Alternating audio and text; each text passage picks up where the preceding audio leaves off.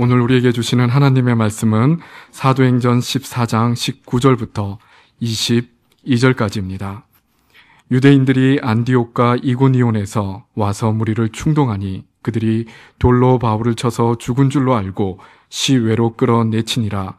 제자들이 둘러섰을 때에 바울이 일어나 그 성에 들어갔다가 이튿날 바나바와 함께 더베로 가서 복음을 그 성에서 전하여 많은 사람을 제자로 삼고 루스드라와 이고니온과 안디옥으로 돌아가서 제자들의 마음을 굳게 하여 이 믿음에 머물러 있으라 권하고 또 우리가 하나님의 나라에 들어가려면 많은 환난을 겪어야 할 것이라 하고. 아멘. 고향의 봄은 온 국민이 좋아하는 동요입니다. 이원수 작시, 홍남파 작곡의 그 동요 가사는 잘 아시는 것처럼 이렇습니다. 나의 살던 고향은 꽃 피는 산골, 복숭아꽃, 살구꽃, 아기 진달래, 울긋불긋 꽃대궐 차리인 동네, 그 속에서 놀던 때가 그립습니다. 꽃동네, 새동네, 나의 옛 고향, 파란들 남쪽에서 바람이 불면 냇가의 수양버들 춤추는 동네, 그 속에서 놀던 때가 그립습니다. 우리 국민 가운데에 산골에서 태어난 분은 전 국민의 10%도 되지 않을 것입니다. 대부분의 사람들은 복숭아꽃과 살구꽃이 어떻게 생겼는지조차 알지 못합니다. 모든 사람들이 냇가의 수양버들이 춤을 추는 꽃동네, 새 동네에서 산 것은 아닙니다. 더욱이 이 원수 선생이 고향의 봄, 이 동시를 작시한 때는 그가 문학가로서의 명성을 얻은 이후가 아니었습니다. 이원수 선생이 이 동요를 작시한 때는 그의 나이 16세, 초등학교 6학년 때였습니다. 당시 방정환 선생이 발간하던 어린이지에 출품한 그의 동시가 당선되어 그 잡지에 실리게 되었고 그 동시를 본 홍남파 선생이 곡을 붙여서 오늘날 우리가 아는 고향의 봄이 되었습니다. 그러므로 이원수 선생이 16살에 지었던 그 동시는 대한민국 시문학상 가장 걸출한 시가 아닙니다. 그 동시에 붙여진 홍남파 선생의 곡 역시 홍 선생이 세상에 살아계실 때 작곡했던 수없이 많은 곡들 가운데에 가장 뛰어난 곡인 것도 아닙니다. 그런데도 동료 고향의 봄이 동료의 범주를 뛰어넘어서 온 국민이 사랑하고 즐겨 부르는 노래가 된 것은 그 노래가 인간의 영원한 노스텔지어인 고향을 주제로 삼고 있기 때문입니다. 시인 김재호 선생의 시 중에서 고향의 노래라는 제목의 시가 있습니다. 국화꽃 져버린 겨울뜰하게 창 열면 하얗게 무소리 내리고 날에 푸는 기러기는 북녘을 날아간다. 아, 이제는 한적한 빈들에 서 보라. 고향집 눈 속에선 꽃 등불이 타겠네. 고향길 눈 속에선 꽃 등불이 타겠네. 달 가고 해 가면 별은 멀어도 산골짝 깊은 골 초가 마을에 밤이 오면 가지마다 꽃잔치 흥겨울이. 아, 이제는 손 모아 눈을 감으라. 고향집 쌀이울에 한방눈이 쌓이네. 고향집 쌀이울에 한방눈이 쌓이네. 산골짝 깊은 골에 담이라고는 고작 쌀이 우리 전부인 초가집이라면 그 속에서의 삶이 얼마나 고달프고 가난하고 힘들고 불편했겠습니까? 그러나 고향을 오래전에 떠나서 객지에 살면서도 빈 들에만 서면 산골짝 깊은 곳의 고향집이 눈앞에 나타납니다. 깊고 깊은 겨울밤 그 초가집을 밝혀주던 호롱불은 마음속에서 꽃등불이 되어서 객지의 생활에 지치고 지친 마음을 따뜻하게 밝혀줍니다. 손을 모으고 눈을 감아도 쌀우리에 한방눈이 쌓이던 모든 것이 포근하고 푸근하기만 하던 고향집이 떠오릅니다. 고향은 떠난다고 해서 단절되는 것이 아니라 떠난 고향은 오히려 세월이 흘러갈수록 마음속에서 더 생생하게 살아남는다는 것을 일깨워주는 아름다운 시입니다. 저는 우리 나이로 16살 되던 해에 제가 태어난 고향 부산을 떠났습니다. 그리고 지금 46년째 서울에서 살고 있습니다. 제가 태어난 이래 고향에서 살았던 15년의 기간보다 3배나 더 긴 기간을 서울에서 살고 있는 셈입니다. 거주지의 거주 기간만을 따진다면 저는 서울 사람임이 분명합니다. 하지만 저는 이때까지 제 자신을 서울 사람이라고 생각해 본 적이 없습니다. 제가 태어난 곳, 제 고향이 서울이 아니기 때문입니다. 제 고향에 아직까지 살고 있는 제 일가 친척 중 남아있는 분은 거의 없습니다. 제가 고향을 찾아가도 저를 딱히 반겨줄 옛 사람이 있는 것도 아닙니다. 그러나 고향만 생각하면 제가 태어나서 자라던 집과 마당, 뛰어놀던 골목길이 눈앞에 생생하게 드러나면서 그 집을 생각하는 것만으로도 마음이 푸근해집니다. 혹 고향을 방문할 기회가 있기라도 하면 떠나기도 전부터 공연히 마음이 설레곤 합니다. 고향은 깊은 산 골짜기이든 도심 한가운데이든 상관없이 모든 인간에게 고향은 존재의 출발점입니다.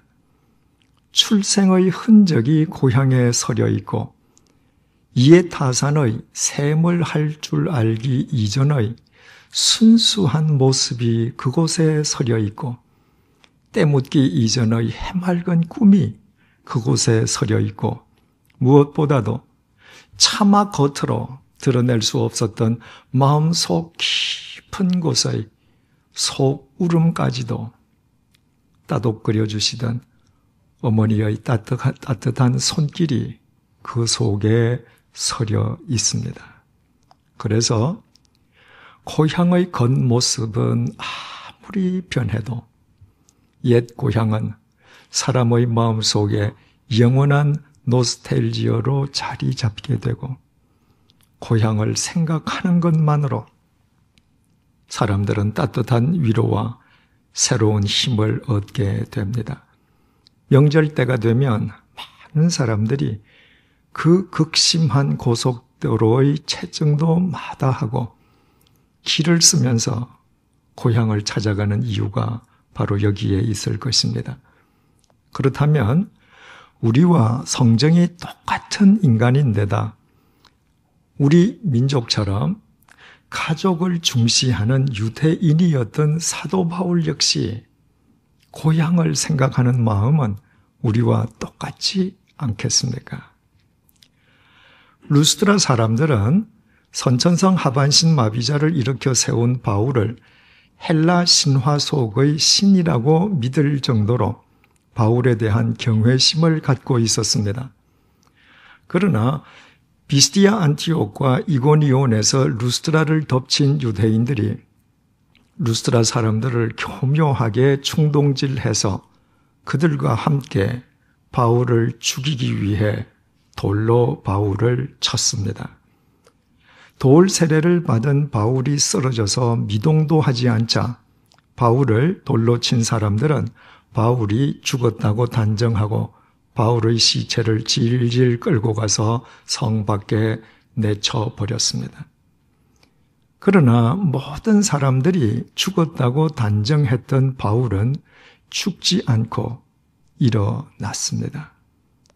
돌에 맞아 상처와 피멍투성이인 바울은 그 몸을 끌고 곧장 방금 죽음의 돌 세례를 당했던 루스드라 성 안으로 들어가서 자기 몸은 돌에 맞아 쓰러져도 자기 속에서 역사하시는 예수 그리스도의 생명은 결코 꺾어지지 아니함을, 아무리 짓밟아도 예수 그리스도의 진리는 절대로 짓밟히지 아니함을, 선천성 하반신 마비자가 일어나 걷게 된 것은 우연이 아니라 예수 그리스도 안에서 하나님께서 베풀어 주신 하나님의 권능이었음을, 비록 상처투성이 일망정 자신의 몸으로 루스드라 사람들에게 역설했습니다.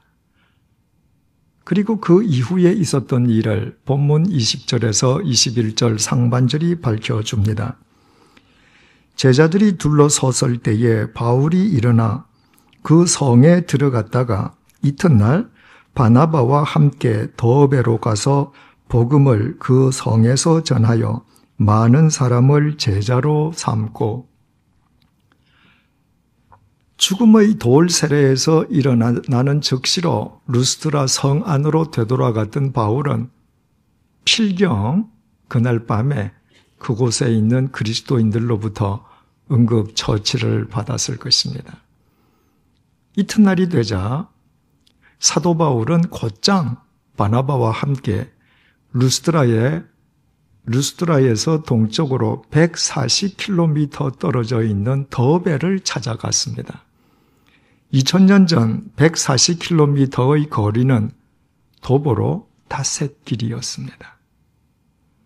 돌에 맞아서 상처와 피멍투성이인 바울에게는 절대로 짧은 거리가 아니었습니다. 그런데도 바울은 상한 몸으로 140km 떨어져 있는 더베를 찾아가서 쉴 틈도 없이 하나님의 말씀을 전했고, 그 바울로부터 복음을 영접한 많은 더베 사람들이 그리스도인이 되었습니다. 요행히도 비스디아 안티옥과 이고니온에서 루스드라를 덮쳤던 유대인들이 더베를 덮치지는 않았습니다.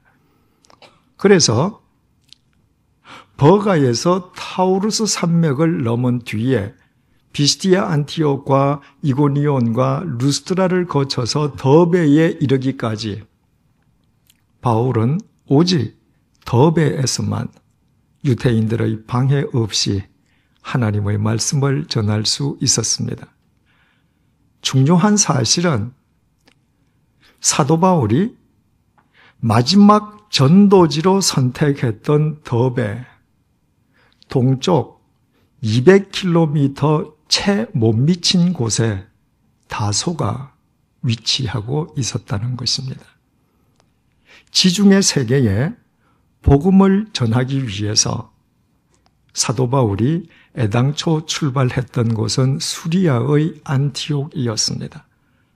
그러므로 출발지였던 수리아 안티옥에서부터 시작해서 본문 속의 마지막 전도지인 더베에 이르기까지 바울의 여정을 이해하기 쉽도록 시계판의 숫자로 설명드릴 수가 있습니다. 사도 바울이 첫 출발지로 삼았던 수리아의 안티옥은 시계판에서 3시 지점에 해당합니다. 바울의 첫 번째 전도지였던 구브로는 시계판 위에서 6시 지점, 그곳에서 다시 배를 타고 찾아갔던 밤빌리아의 버가는 9시 지점. 버가에서 타우루스 산맥을 넘어서 비스디아, 안티옥, 이고니온, 루스트라를 거쳐서 본문 속에서 당도한 마지막 전도지 더베는 12시 지점에 해당합니다.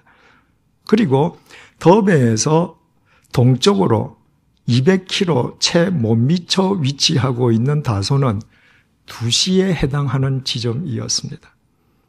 그러므로 마지막 전도지인 더베에 도착한 바울이 출발지인 3시 지점의 수리아 안티옥으로 돌아가기 위해서는 당연히 다소가 있는 2시 방향으로 나아가야만 했습니다. 거꾸로 11시, 10시 방향으로 역행해서 그 먼 길을 되돌아가야 할 이유가 전혀 없었습니다. 무엇보다도 다소에서는 배를 타고 곧바로 수리아 안티옥으로 들어갈 수 있었기 때문에 수리아 안티옥을 더베에서 돌아가기 위해서는 다소가 가장 안성맞춤인 곳이었습니다. 다소에서 수리아 안티옥으로 이르기 위해서는 반드시 타우루스 산맥을 되넘어야 한다는 것은 전혀 문제가 될 수 없었습니다. 타우루스 산맥은 지중해 연안을 따라서 활처럼 휘어져 있기 때문에 바울이 어느 쪽 길을 선택한다 할지라도 수리아 안티옥으로 되돌아가기 위해서는 반드시 타우루스 산맥을 넘어야만 했기 때문입니다. 이것을 제쳐놓고서도 바울에게는 거꾸로 역행하지 않고 반드시 다소를 향해 앞으로 나아가야 할 또 하나의 이유가 있었습니다. 사도 바울이 타우루스 산맥을 넘어서 더베에 이르기까지에는 가는 곳마다 유대인들이 바울을 죽이려고 했기 때문입니다. 따라서 가까운 길을 제쳐놓고 먼 길로 되돌아간다고 하는 것은 바울로서는 자기 생명을 담보로 내어놓아야 하는 위험천만한 길이었습니다. 이처럼 거리상의 문제나 신변, 안전상의 문제를 차치해 두고서도 바울에게는 다소를 향해 앞으로 나아가야만 할 절대적인 이유가 따로 있었습니다. 다소는 바울이 태어난 바울의 고향이었기 때문입니다. 수리아 안티옥 교회를 목회하던 바나바의 청함을 받고 바울은 고향 다소를 떠나서 수리아 안티옥으로 갔습니다. 바나바와 함께 수리아 안티옥 교회를 공동 목회하기 시작한 후에 1년여가 경과되었을 때 바울은 성령님의 명령을 쫓아서 바나바와 함께 안티옥을 떠나서 전도 여행을 시작하게 됩니다. 그리고 오늘 본문의 시점에서 마지막 전도지인 더베에 이르기까지 또 다른 1년이 경과했습니다. 따라서 본문의 시점은 사도 바울이 고향 다소를 떠난 지 2년이 경과한 시점이었습니다. 평소의 바울이라면 고향이 지척인 곳에 당도하고서도 고향을 그냥 지나칠 수도 있을 것입니다. 그러나 본문 속 바울의 상황은 평소의 상황과 전혀 다른 상황이었습니다. 버가에서 바울은 풍토병에 걸리고서도 전도 여행을 포기하지 않고 풍토병에 걸린 그 허약한 몸으로 도리어 생명을 걸고 험산줄령의 타우루스 산맥을 넘어 비스디아 안티옥 땅으로 가지 않았습니까? 가는 곳마다 유대인들로부터 온갖 박해와 배척을 당하지 않았습니까? 루스드라에서는 죽음의 돌 세례를 받고 질질 끌려나가 내팽개쳐지기까지 하지 않았습니까? 돌에 맞아 상처와 피멍투성이인 몸을 이끌고 더베를 찾아와서 쉴 틈도 없이 하나님의 말씀을 전하지 않았습니까? 바울의 일생에서 지금만큼 그의 심신이 지쳐 있을 때는 없었을 것입니다. 그렇다면 고향을 지척에 둔 바울로서는 생각할 필요도 없이 모든 인간이 본능적으로 찾아가기를 소망하는 고향 다소로 가서 사랑하는 가족들의 따뜻한 보살핌 속에서 상한 몸을 추스르고 지친 마음을 달래는 것이 마땅하지 않았겠습니까? 다소로 향하는 길이 가야 할 수리아 안티옥으로 이르는 최단 코스이었다면 다른 것은 생각할 필요도 없었습니다. 그러나 사도 바울은 고향을 지척에 둔 더베에까지 이르러서도 고향을 찾아가지 않았습니다. 21절을 보시겠습니다. 복음을 그 성에서 전하여 많은 사람을 제자로 삼고 루스드라와 이고니온과 안디옥으로 돌아가서 바울은 왔던 길을 역행해서 루스드라와 이고니온과 비스티아 안티옥으로 되돌아갔습니다. 12시 지점에서 빠른 1시 방향의 길을 제쳐놓고 11시 방향으로 역행하는 먼 길을 선택한 것입니다. 그 길이 바울에게 더 편하거나 안전한 길이었기 때문이 아니었습니다. 오히려 그 반대였습니다. 그 길은 가는 곳마다 바울을 죽이려는 유대인들로 득실거리는 길이었습니다. 그런데도 바울이 그 길을 선택한 것은 무엇을 잘못 계산해서 착각했거나 바보 천치였기 때문이 아니었습니다. 바울이 그 길을 선택한 것은 그 길 위에 있는 성읍들에서 자신으로부터 복음을 영접했던 그리스도인들을 다시 만나 그들의 믿음을 북돋아주기 위함이었습니다. 22절 상반절을 보시겠습니다. 제자들의 마음을 굳게 하여 이 믿음에 머물러 있으라 권하고, 바울은 왔던 길을 거꾸로 되돌아가면서 그리스도인들을 만날 때마다 그들의 마음을 굳게 해 주었습니다. 우리말 굳게 하다로 번역된 헬라어 동사 에피스테리조는 채근하다, 더 강하게 한다는 의미입니다. 비스티아 안티옥의 그리스도인들은 자신들에게 복음을 전해주었던 바울이 유대인들의 선동을 받은 귀부인들과 유력자들의 박해 속에서 쫓겨나가는 것을 자신들의 눈으로 보지 않았습니까? 이고니온의 그리스도인들은 자신들에게 복음을 전해준 사도 바울이 유대인들의 돌에 맞아 죽을 뻔한 것을 목격하지 않았습니까? 루스드라의 그리스도인들은 아예 자신들에게 복음을 전해주었던 사도 바울이 죽음의 돌 세례를 받고 시체처럼 질질 끌려나가 내팽개쳐지는 것을 보지 않았습니까? 그 바울이 일어나자마자 들어와서 자신이 살아있음을 보여주었다 할지라도 그 이튿날 곧장 더베로 떠나버렸기에 그 이후에 바울의 생사는 알 수 없지 않았겠습니까? 그런 상황이라면 그곳의 그리스도인들이 비록 복음을 영접하고 그리스도인이 되었다 할지라도 그 험악한 현실 세계 속에서 그리스도인으로 살아간다는 것이 그들에게 얼마나 두렵고 떨리는 일이었겠습니까?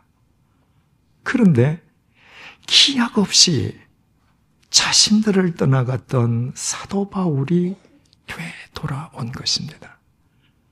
자신들이 있는 곳이 사도 바울에게 안전한 지상 낙원이어서가 아니라 사도 바울을 죽이려는 유대인들이 여전히 득실거림에도 불구하고 오직 주님을 위해, 자기 자신들을 위해 자신들의 눈앞에 다시 나타나 준 것입니다. 그렇다면 그 그리스도인들은 자신들의 눈앞에 다시 나타난 바울을 보는 것만으로도 흔들리던 마음이 재건될 수 있지 않았겠습니까? 바울을 봄으로써 주님을 향한 그들의 마음이 더 강해질 수 있지 않았겠습니까? 그리스도인들의 마음을 굳게 해준 사도 바울은 그들에게 이 믿음에 머물러 있으라고 권면했습니다. 바울은 그들에게 믿음을 한번 맛보거나 한번 체험해보라고 말하지 않았습니다. 이 믿음에 머물러 있으라고 권면했습니다. 머물다는 것은 계속 거하는 것을 의미하는 단어로서 일회성이 아니라 지속성을 필요로 하는 단어입니다. 바울은 가는 곳마다 그리스도인들을 다시 만나서 믿음의 지속성을 강조해 준 것입니다. 그런데 바울은 만나는 그리스도인들에게마다 믿음에 머물러 있으라고 말하지 않고 정관사를 붙여서 이 믿음에 머물러 있으라고 권면했습니다. 바울이 말한 이 믿음은 대체 구체적으로 어떤 믿음이었겠습니까? 22절 상반절을 다시 보시겠습니다. 제자들의 마음을 굳게 하여 이 믿음에 머물러 있으라 권하고, 바울이 강조한 이 믿음은 마음을 굳게 세우는 믿음, 마음을 재건하는 믿음, 마음을 더 강하게 하는 믿음이었습니다. 주님을 믿는다는 것은 주님께 자신의 마음을 드리는 것이기 때문입니다. 예수님께서 내 마음을 다하고 목숨을 다하고 뜻을 다하여 주 너의 하나님을 사랑하라고 말씀하시지 않았습니까? 언뜻 생각하면 내 목숨을 다하여 하나님을 사랑하라고 목숨을 가장 먼저 언급하는 것이 타당할 것 같습니다. 인간에게 있어서 가장 중요한 것은 목숨이기 때문입니다. 그러나 예수님께서는 분명히 내 마음을 다하고 목숨을 다하여 하나님을 사랑하라고 말씀하시므로 마음을 가장 먼저 언급하셨습니다. 그 이유가 무엇이겠습니까? 자기 마음을 하나님께 드릴 수 있는 사람만 자기 목숨도 드릴 수 있기 때문입니다. 인간의 목숨이 마음을 끌고 가는 것이 아니라 인간의 마음이 자기 목숨을 견인하는 것입니다. 그러므로 참된 믿음은 하나님 앞에서 날마다 자신의 마음을 굳게 세우는 것이요, 하나님의 말씀 안에서 매일 자기의 마음을 재건하는 것이요, 하나님의 말씀을 힘입어 날이 갈수록 자기의 마음을 더 강하게 지키는 것입니다. 이 믿음에 머물러 있으라. 바울의 이 권면은 실은 바울 자신의 신앙 고백이기도 했습니다. 예수 그리스도를 부정하고 교회를 짓밟으며 그리스도인들을 색출, 연행, 투옥시키는 것을 천직으로 삼던 폭도 바울은 다메섹 도상에서 하나님으로부터 일방적인 구원의 은총을 입은 뒤에 그의 마음은 일평생 어떤 경우에도 흔들림이 없었습니다. 그의 마음은 날이 갈수록 더 굳게 세워졌고 더 재건되었고 더 강화되었습니다. 주님께 자신의 마음을 드리면 드릴수록 주님의 생명과 사랑의 능력이 자기 마음 속에서 더 크게 역사하신다는 사실을 자신의 삶으로 매일 경험하고 날마다 확인했기 때문입니다. 그래서 바울은 고린도전서 12장 16절에서 이렇게 고백했습니다. 누가 주의 마음을 알아서 주를 가르치겠느냐? 그러나 우리가 그리스도의 마음을 가졌느니라. 바울은 아예 예수 그리스도의 마음으로 살았습니다. 자신의 마음을 온전히 주님께 드리고 주님을 자기 마음의 주인이 되시게 한 것이었습니다. 주님이 어떤 분이십니까? 인간의 죄값을 대신 치러주시기 위해서 십자가의 제물로 돌아가셨다가 사흘째 되는 날 죽음을 깨트리고 부활하시지 않았습니까? 그 주님을 자기 마음의 주인으로 모시고 그 주님의 마음으로 살았으니 이 세상 그 무엇이, 그 어떤 상황이, 그 어떤 사건이 감히 사도 바울의 마음을 뒤흔들 수 있었겠습니까? 그래서 버가에서 풍토병에 걸린 바울이 중도에서 전도 여행을 포기하지 않고 도리어 풍토병에 걸린 그 허약한 몸으로 오직 주님을 위해 생명을 걸고 험산줄령의 타우루스 산맥을 넘어 비시디아 안티옥 땅으로 갈 수 있었고, 가는 곳마다 유대인들로부터 온갖 박해와 배척을 당했음에도 불구하고 예수 그리스도의 복음 전하기를 멈추지 않을 수 있었고, 루스드라에서 죽음의 돌 세례를 당하였음에도 불구하고 일어나자마자 상처투성이의 몸을 끌고 다시 루스드라 성 안으로 들어가서 자기가 건재해 있음을 루스드라 사람들에게 보여줄 수 있었고, 그 이튿날 상한 몸을 이끌고 마지막 전도지인 더베까지 찾아가서 쉴 틈도 없이 하나님의 말씀을 전할 수 있었고, 고향이 지척인 더베에 당도하였음에도 불구하고 모든 인간이 본능적으로 가기 원하는 고향을 찾지 않고 도리어 자신을 죽이려는 유대인들이 득실거리는 루스드라와 이고니온과 비시디아 안티옥을 찾아가서 그곳에 있는 그리스도인들의 마음을 굳게 해주고 재건해주고 강화시켜주면서 이 믿음에 머물러 있으라고 권면해 줄 수 있었던 것입니다. 이처럼 일평생 주님을 위해 살았던 바울의 삶이 이 세상 그 어떤 명화보다 더 아름다운 주님의 작품으로 승화되었다면 그 출발점은 바울의 마음이었습니다. 주님을 향한 바울의 마음이 먼저 확정되었기에 그와 같은 삶이 가능할 수 있었다는 말입니다. 지난 시간에 믿음은 정신행위가 아니라 육체행위라고 말씀드렸습니다. 그렇다고 바울의 육체행위가 바울의 마음을 앞선 것은 아니었습니다.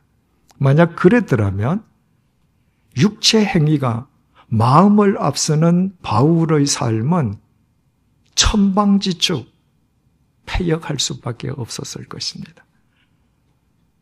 먼저 주님을 향해 굳게 세워진 바울의 마음이 본문에서 보는 것과 같은 바울의 육체 행위를 수반했기에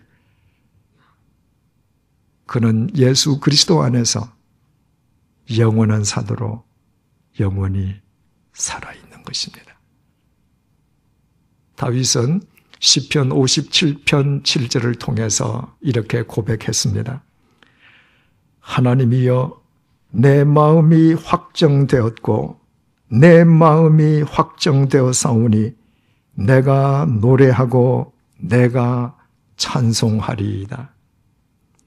하나님을 향해 마음이 확정되는 것이 얼마나 중요하면 다윗은 내 마음이 확정되었고 내 마음이 확정되었다고 2번씩이나 되풀이해서 고백했습니다.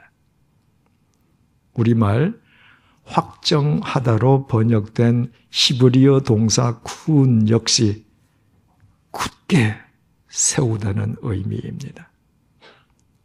비록 베들레헴의 이름 없는 양치기 출신이었을 망정 일평생 하나님을 찬양하는 삶을 살았던 다윗이 3000년이 지난 오늘날 이스라엘 국기 속에 영원한 별로 새겨질 수 있었던 것 역시 다윗의 마음이 하나님을 향해 먼저 굳게 세워져 있었기 때문입니다. 믿음은 주님께 자신의 마음을 드리는 것입니다. 주님을 사랑한다는 것도 주님께 자기 마음을 드리는 것입니다. 한 번 드리고 그치는 것이 아니라 어떤 상황 속에서든 지속적으로 자기 마음을 드리는 것입니다. 주님께 자기 마음을 드릴 수 있는 사람만 주님께 자기 생명을, 자신의 삶을 온전히 드릴 수 있습니다. 우리 모두 주님을 향해 우리의 마음을 확정하십시다. 날마다 주님 앞에서 우리의 마음을 굳게 세우고 주님의 말씀 속에서 매일 우리의 마음을 재건하고 주님의 말씀을 힘입어 날이 갈수록 우리의 마음을 더 강하게 지키십시다. 우리가 비록 보잘것없는 존재라 할지라도 주님의 사랑과 생명이 충만하게 역사하실 우리의 삶은 무사람을 살리는 또 하나의 사도행전으로 엮어지게 될 것입니다. 우리 홀로로는 절대로 불가능하지만 주님께서 함께 계시기에 반드시 가능합니다. 기도하시겠습니다. 다윗의 마음이 하나님을 향해 확정되고 또 확정되었기에 베들레헴의 이름 없는 양치기 출신이었을 망정 일평생 자신의 삶으로 하나님을 찬양한 다윗은 이스라엘의 영원한 별이 되었습니다. 바울이 주님을 자기 마음의 주인으로 모시고 주님의 마음으로 살았기에 교회를 짓밟던 폭도였던 그가 인류의 역사를 새롭게 하는 영원한 사도가 되었습니다. 그래서 바울은 로마서 12장 2절을 통해 우리에게 너희는 이 세대를 본받지 말고 오직 마음을 새롭게 함으로 변화를 받아 하나님의 선하시고 기뻐하시고 온전한 뜻이 무엇인지 분별하도록 하라고 권면하고 있습니다. 주님, 원하오니 이 시간 우리의 마음 속에 새로운 영을 부어 주십시오. 주님을 향해 우리의 마음이 확정되고 또 확정되게 해 주십시오. 주님 안에서 우리의 마음이 날마다 굳세어지게 해 주시고 주님의 말씀 안에서 우리의 마음이 매일 재건되게 해 주시고 주님의 말씀을 힘입어 우리의 마음이 날로 더 강해지게 도와주십시오. 그 마음으로 주님의 선하시고 기뻐하시고 온전한 뜻이 무엇인지 분별하여 고향을 지척에 두고서도 자기 일신의 안위를 위해 고향을 찾지 않고 오직 주님을 위해 믿음의 형제를 위해 박해받고 쫓겨나고 죽음의 돌 세례를 당했던 곳으로 되돌아선 바울처럼 살 수 있도록 도와주십시오. 우리의 믿음이 일회성으로 그치지 않고 지속성을 지니게 해주시고 우리의 마음이 언제나 우리 육체의 행위를 바르게 수반하도록 도와주십시오. 그리하여 주님의 생명과 사랑이 넘쳐나는 우리의 삶이 뭇사람을 살리는 또 하나의 사도행전으로 엮어지게 해 주십시오. 예수님의 이름으로 기도드립니다. 아멘.